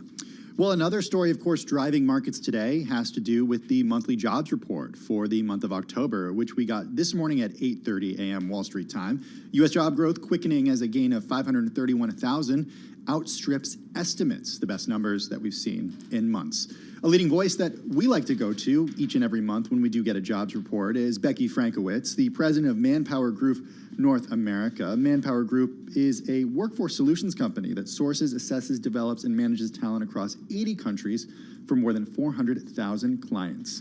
Becky, it's great to chat with you again. Your reaction to this morning's number. Yeah, hi, Tim. So the morning really represented the beginning of a reconciliation between American companies and American workers. You know, as stimulus ended, Tim, employers now realize they need to move closer to what workers want to bring them back in. And it truly is wages plus. So the plus is around flexibility, autonomy, you know, a focus on health and well-being, and a sense of purpose. You know, but I do mean the beginning, because there are lowlights and highlights to this report. You know, some of the highlights are, as you mentioned, strong numbers, particularly in manufacturing. You know, the PMI has been over 60 now for several months, which is great to see. Hospitality, leisure are starting to bounce back, showing some signs of healing. Women were a headline today. You know, the labor force grew by 104,000 people, entirely due to the increase in women back into the workforce. And of course, wage growth continues to be a headline, and obviously leading to a concern around inflation. And the lowlights are really around participation. I mean, it's not where any of us would want it to be. It's hovering around a 50-year low, and workers are slowly trickling back. Yet there's more that needs to be done to bring people back into the workforce. But that's my summary. But does our idea of participation have to change? Do not necessarily our metrics, but what labor force participation at a full level looks like? Does that have to change, like Fed Chair Powell alluded to earlier this week, that some people who left the labor force during the pandemic just aren't going to be going back to the labor force? Well, what we know, so I think it's a little early to tell that. What we know is that we have people retiring early, which I know you just spoke about, and we have women that have left the workforce. So the real question around, you know, the retirees, the early ones that retired on average 2 years early, is will we see the resurgence of boomerang retirees? Probably not in the next 2, 3, 4 months, Tim, but 6 months, 12 months, people take some time off and decide, you know, they're still young enough to participate. And on women, we really need the sectors where women are overrepresented to come back a little stronger. You know, encouraging on hospitality. You know, you saw education did not move in the right direction this morning through government hiring. So lots of work to do there. So I would say it's a little early to talk about redefining participation, because what we know is we have a lot more jobs than we have people, and people are what fuel our economic growth. Well, Becky, I want to talk more about women, because if we look at the prime age women participation rate, it did tick up last month, but only slightly. And I mean, like you said, we have to see those sectors where women are overrepresented come back more strongly. But I mean, if you look at, leisure and hospitality, that sector did see a big pickup last month. So what's still holding back women from really re-entering the workforce? Yeah, so I think it's a couple of things.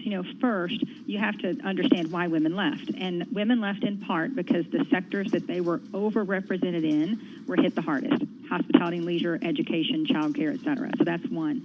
They also left because we still, I say we because obviously I'm a woman, we still bear and assume most of the housework, childcare, elder care in our homes. And many opted out and said, now I'm a full-time worker and a full-time teacher. Something has to give, and opted out to stay home to help support the family. And so I think as these sectors come back, and you mentioned hospitality and leisure, definitely encouraging numbers, but still on a very, very low base. But the real tell is going to be, can we invite women back with the flexibility that they've now enjoyed as they've opted into, playing a different role in their homes and families, and that really leads to the need for employers to redefine flexibility. It's not all about remote working, but we have to redefine flexibility to attract women back into the workforce. I also want to get your thoughts on the months ahead, because we are entering, the holiday season when you see a lot of businesses hire temporary workers just for that season. And I mean, there's been a lot of consternation about what it's going to look like for retailers because we have all these supply chain issues. I'm curious what it's going to look like for those companies that are trying to hire seasonal workers. Yeah, so you use the word temporary, hiring temporary workers. I would say, what is a temporary worker these days? With the quit rate, reaching record highs ever reported, I guess in a lot of cases, a lot of folks are temporary, depending on how you define it. But it is something we're watching closely, and what we've seen our clients do is overhire early. And so we started seeing, job postings for 300,000 people for a client versus the traditional 150,000 they would go to hire. And so we've seen really the combination. Instead of saying I'm hiring for seasonal workers, clients are saying I'm hiring, and not putting an end date on that. And so, the real question is, if you wanted to opt into the flexibility and some additional income from a worker view, you have more opportunities than ever before to opt into that kind of workforce. And I think the smart companies are saying, hey, we just want to hire you. You can opt in and out for the number of hours and the length of assignment that you want to have. And so, the trick is, are we going to have enough workers to support the growth we need over the holidays? And you've seen all the headlines around concerns, not just for supply chain, but for productivity. Yeah, look what Amazon just announced last week, that they might not even have a profitable quarter as a result of the incentives that they'll have to pay people to come in during the fourth quarter. Hey, Becky, give us an idea of what you see in the data from the companies that you work with at Manpower and what we saw in the jobs report today when it comes specifically to wage growth. Yeah, so we're definitely seeing wage inflation. Wages are table stakes now, Tim, and it's so ironic. If you go back 24 months, right before the crisis, we were all saying wages should be increasing based on the economic principles of supply and demand, and they didn't. And they are now. As you saw, we're up to 4.9% on an average 12-month basis for wage increase. So we're definitely seeing wage increases. There's never been a more effective strategy in moving the $15 wage than in any of the movements we've seen outside of this crisis. And so we've been encouraged by that. We keep a close eye on the other costs that are going up around our workers, because if wages, don't keep up with the inflationary cost of goods, then we also have an imbalance, and so that's important. But we're definitely seeing wage growth. And another hot sector I'll tell you going forward, because you said looking out what we see. The headline of the story is all around IT. So IT demand for jobs in that knowledge worker space of IT is up 31% year on year. And remember, we've talked about this in several reports, it continues to be on a high base, not a low base. It's not the story of hospitality. IT is the story of step change year over year, month over month growth. And last month in America, software developers overtook nurses as the number one most in-demand role in our country. So wow. Nurses have moved to number 2, software developers are number 1. So IT, talent is definitely in the driver's seat in our country. Wow, gotta think there's some signal to take about the fact that we are maybe getting out of this pandemic, the fact that nurses have been overtaken. But I do want to take us back to that labor force participation rate. Still scratching my head about it. The fact that again it really hasn't moved for months from 61.6%. Becky, how does that start to get higher? What's going to push it there? Well, and again, at the end of stimulus, I think American employers, were holding their breath for, what I called the September sunrise on a prior program, hoping that when stimulus ended, workers would come back in the workforce. Now what, of course, we know is that's not happening in the rate that anyone expected it to. And so if you step back and say, what's going on in the households across America, it truly is, a complex challenge. It's safety, and I know you just had the Pfizer CEOs speaking about vaccination rates, so it is safety. Can I go into work and be safe? It is increasing responsibilities at home, which is primarily, hardest hitting for women, but impacting families. And it's also Americans are saving. And so they're having the opportunity to, change their lifestyle, move to new cities, and opt into different ways of working. And so I think our hope should be rooted around seasonal labor that you mentioned earlier, coming back on maybe a part-time basis to invite people back into the workforce and say, come on in, it's actually okay. Becky Frankowitz, president at Manpower Group North America, joining us on the phone from Chicago. Becky, thank you so much for taking the time. Really appreciate it. Let's get a check of the latest when it comes to business news. Here's Charlie Pellet. Hi, thank you very much, Tim Stanovic. Here's what's going on. Stocks higher across the board. We did have NASDAQ fluctuating, but right now, NASDAQ back in the green, up 23, right to the numbers. We'll give you the why in a moment here. A lot of it, by the way, having to do with jobs, with NASDAQ up now by 0.1%. S&P up 17, up 0.4%. The Dow higher by 197, up 0.5. Your 10-year yield, 1.45%. A rally in companies that stand to benefit the most from an economic recovery, driving the stock market higher today after a better-than-expected jobs report. Treasury 10-year yields did sink below 1.5% for the first time in a month. Stocks also gained as Pfizer said its COVID pill reduced hospitalizations and deaths in high-risk patients by 89%. Pfizer shares, they're rallying right now by 8.4%.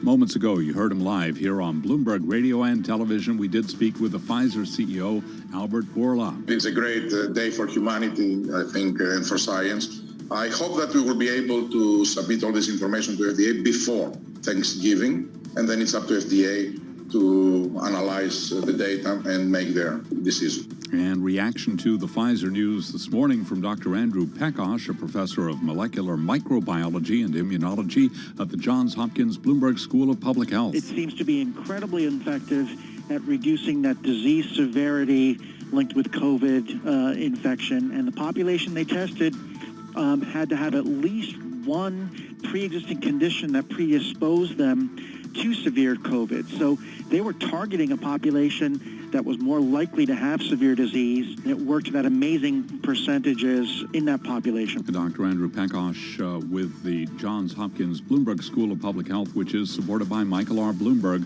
founder of Bloomberg LP and Bloomberg Philanthropies. Again, checking those vaccine names. Pfizer up 8.9% right now. Its German partner BioNTech plunging 22%.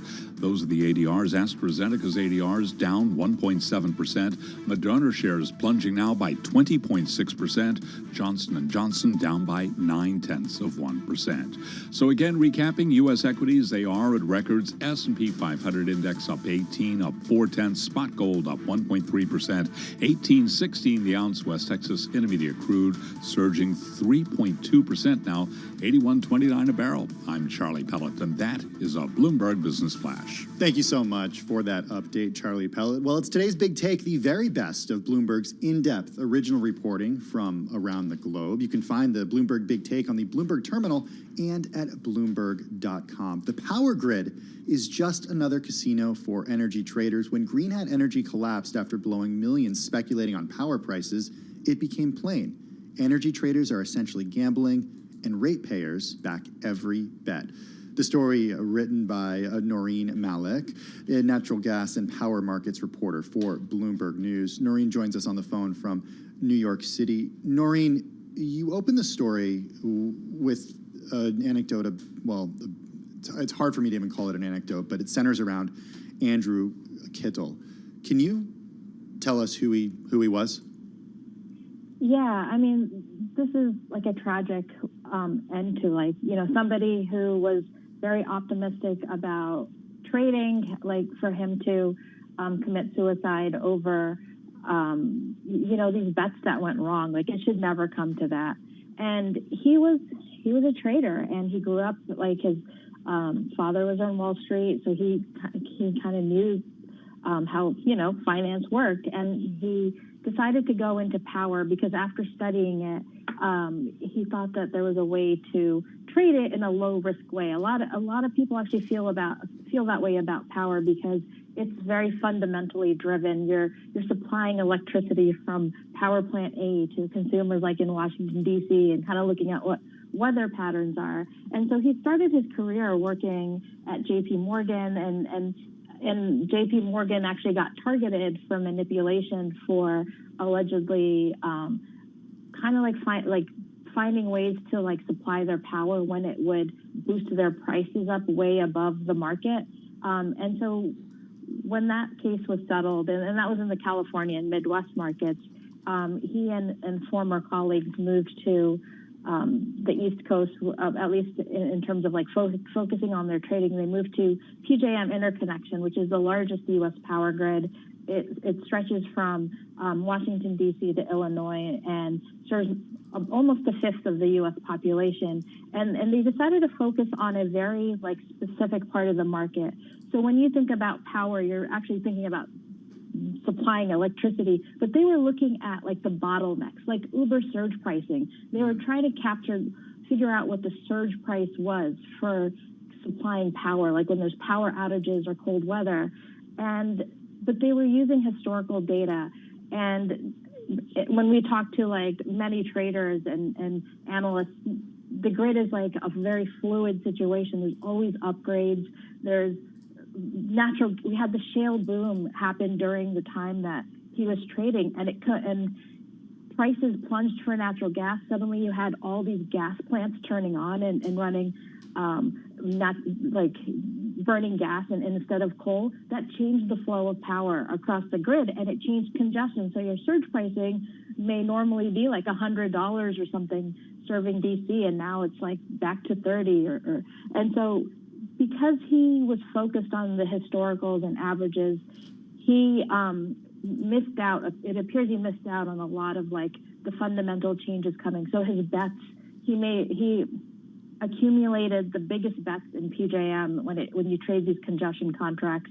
And as these changes like happened, it ended up being their biggest loss ever in this market, and it came up to 180 million. It took years to unwind all of those positions. And in power markets, if someone defaults like Green Hat did, everyone else pays for it.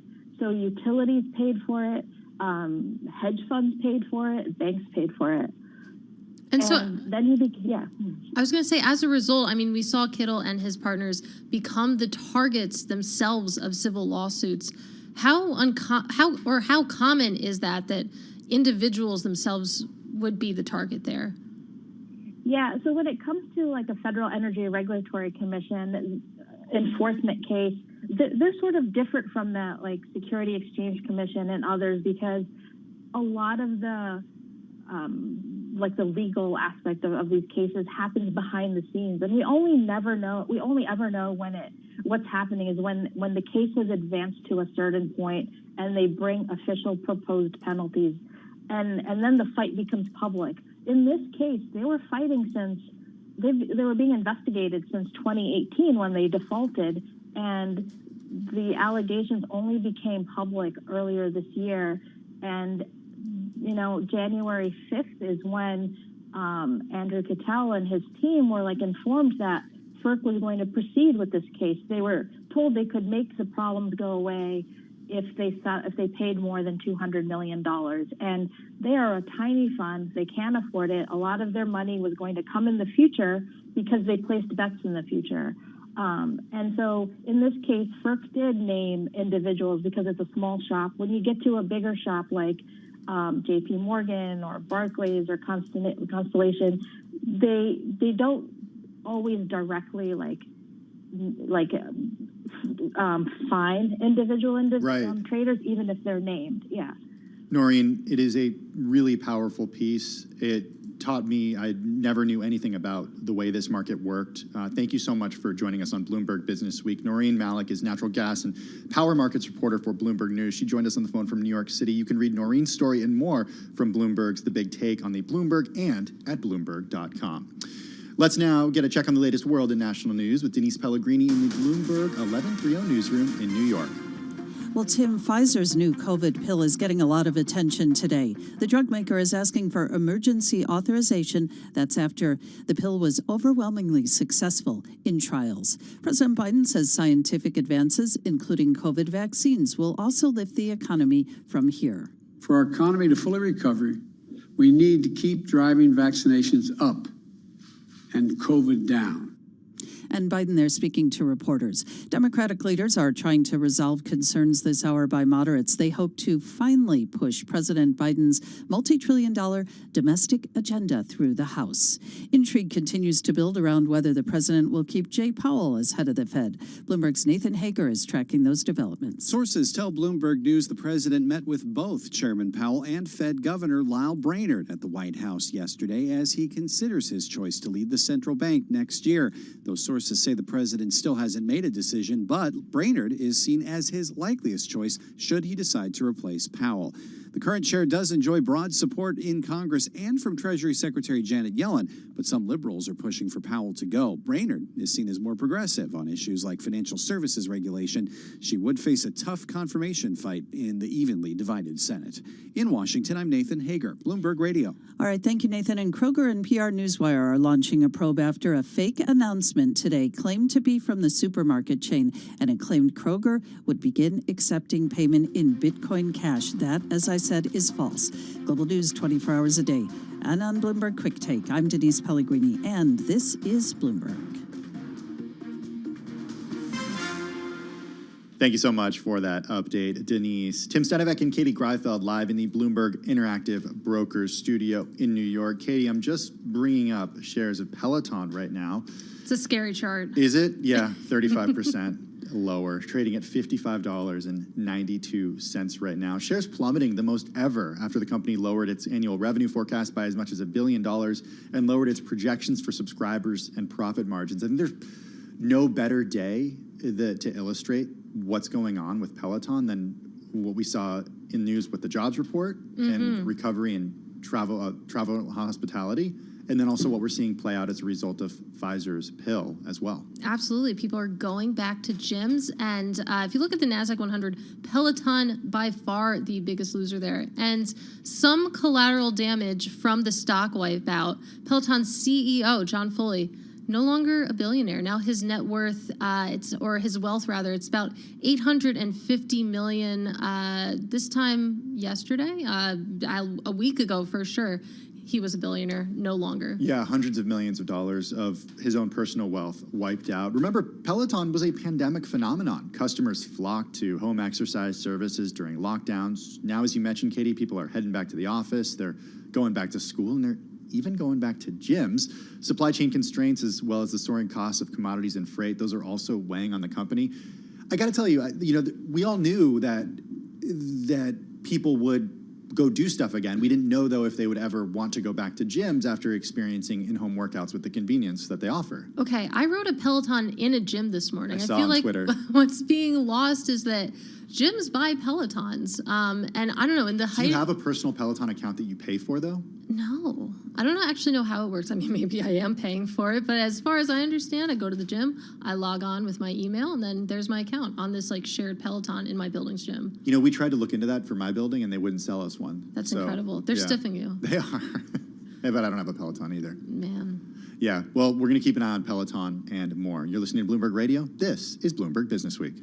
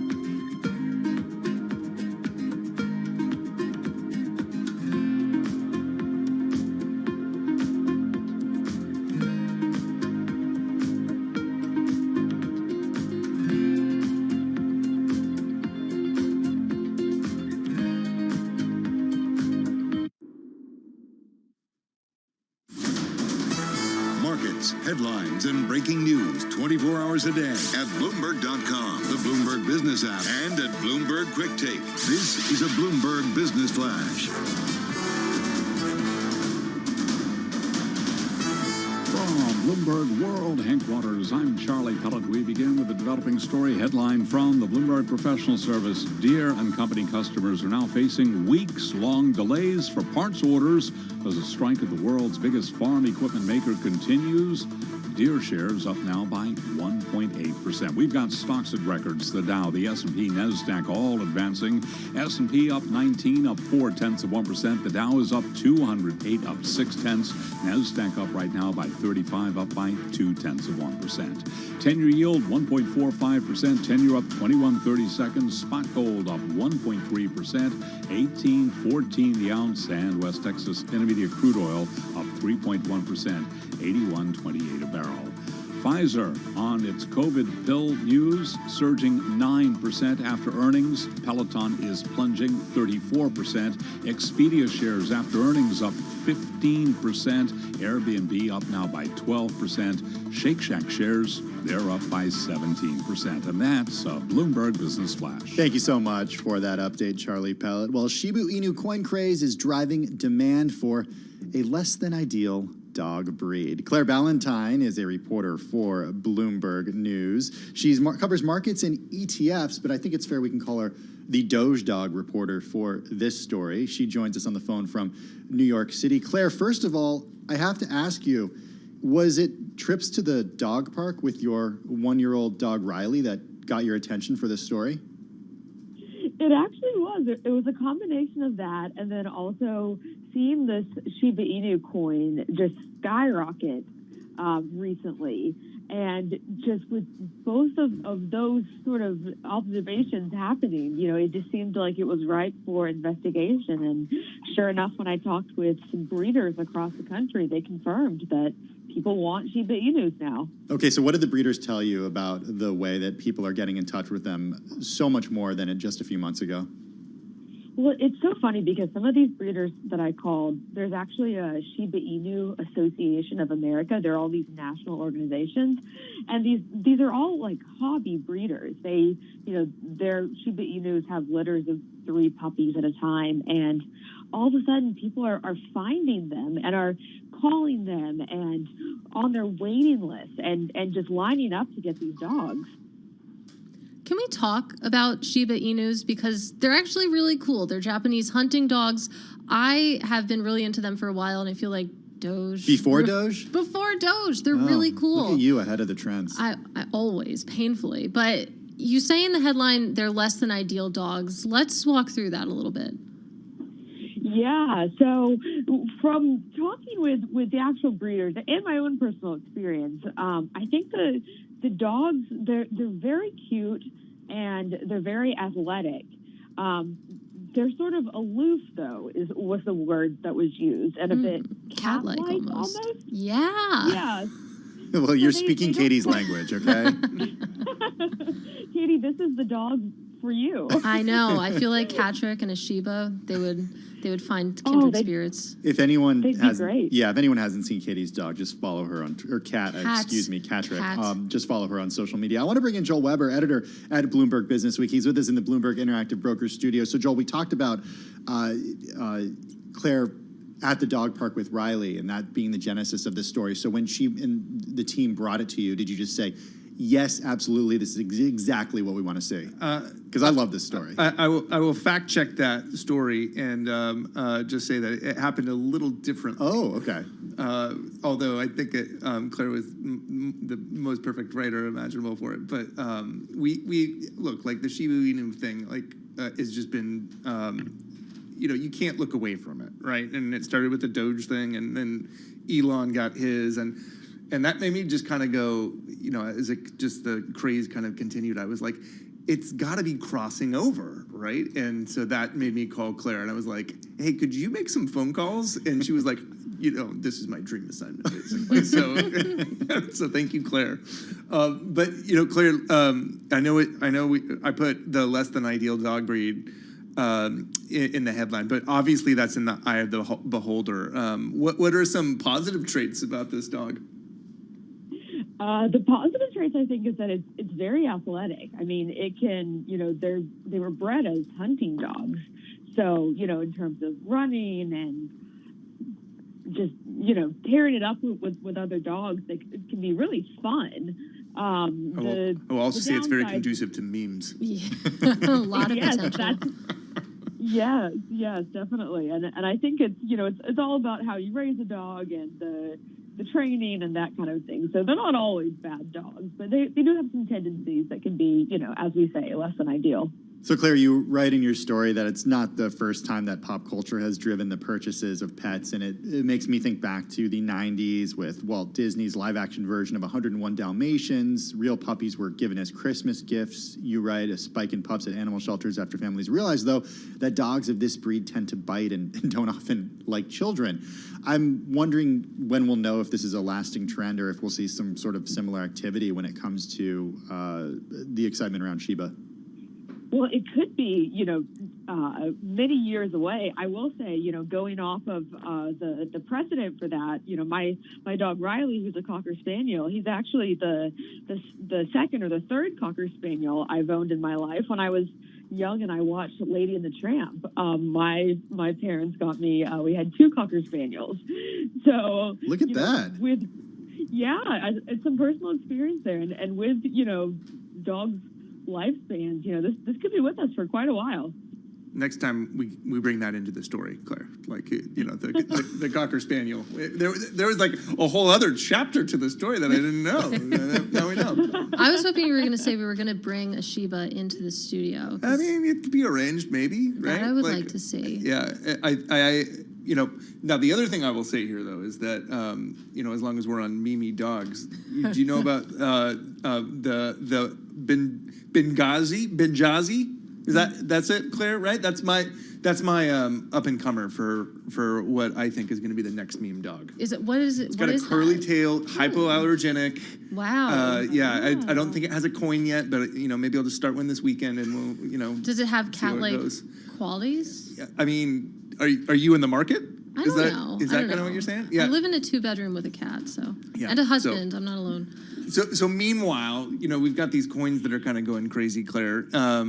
What's standing out to you on the coin world? And the other thing that was interesting here was that there are people who predated the meme moment, right? In terms of the breed. Yeah, definitely. There are some people who had Shiba Inus even before Dogecoin was created, and for them it's pretty weird to all of a sudden see your dog everywhere. And one woman that I talked to had a Shiba Inu and then later found out about Shiba Inu coin and thought, oh, that's perfect for me, I'm going to invest in it.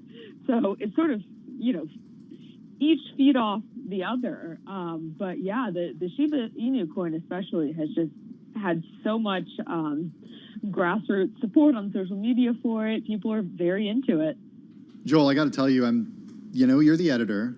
I'm missing a picture of Riley, the Cocker Spaniel, in this piece. I guess there are many things that we could have added to this story, including my own story with my dog. But it doesn't all make the final cut, right? Yeah, exactly. And again, this was a really fun story, and like one of those ones that it was just like, oh, there's the real market, of what's happening in crypto, but there's actually a real market, which is the crossover story of what's happening with this breed. A perfect story for Friday afternoon. You can read Claire's story. It's featured in the new issue of Bloomberg Businessweek magazine. It's available on newsstands and at Bloomberg.com/businessweek. Joel Weber is editor of Bloomberg Businessweek, joining us in the Bloomberg Interactive Brokers studio.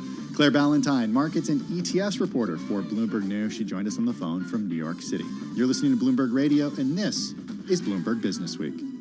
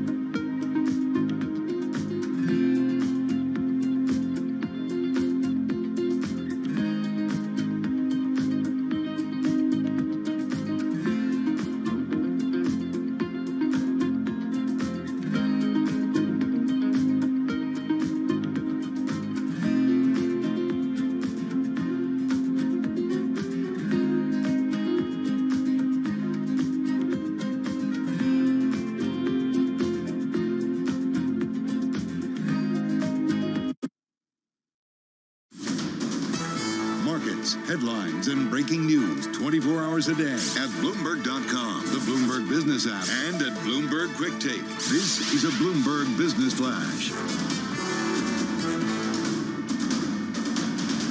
From Bloomberg World Headquarters, I'm Charlie Pellet. We move into the final hour of trading on this Jobs Day, Friday, November 5th. The Dow, the S&P, NASDAQ, they are all at records, but will these gains stick? Keep it locked into Bloomberg for the very latest. Right now, though, right to the numbers with the S&P up 18, 4,698. That is a record on the S&P, up 0.4%, bringing the year-to-date gain to 25.1% on the S&P. The Dow higher by 209, up 0.6%. NASDAQ up 30 right now, a gain of 0.2%. 10-year yield 1.44%. We've got the NASDAQ 100 index also at a record, up 0.2%. A rally in companies that stand to benefit the most from an economic recovery drove the stock market higher today after a better than estimated jobs report. The October employment report also indicates women are returning to America's labor market. And with that story, here's Bloomberg's Vinny Del Giudice. The data show workforce participation of women ages 25 to 54 edged higher last month as schools reopened. It's a trend economists had anticipated. Mothers, by and large, have struggled over the course of the pandemic with school closures and a lack of daycare. A gradual change could be afoot. Vinny Del Giudice, Bloomberg Radio. Stocks are also gaining as Pfizer said its COVID pill reduced hospitalizations and deaths in high-risk patients by 89%, a result that has the potential to alter the course of the pandemic. Airlines, cruise operators, hotels, and small caps all jumping. Russell 2000 up now by 1.1%. After earnings, we do have Peloton shares plunging. They are now lower by 34.5%. An Expedia Group swung to a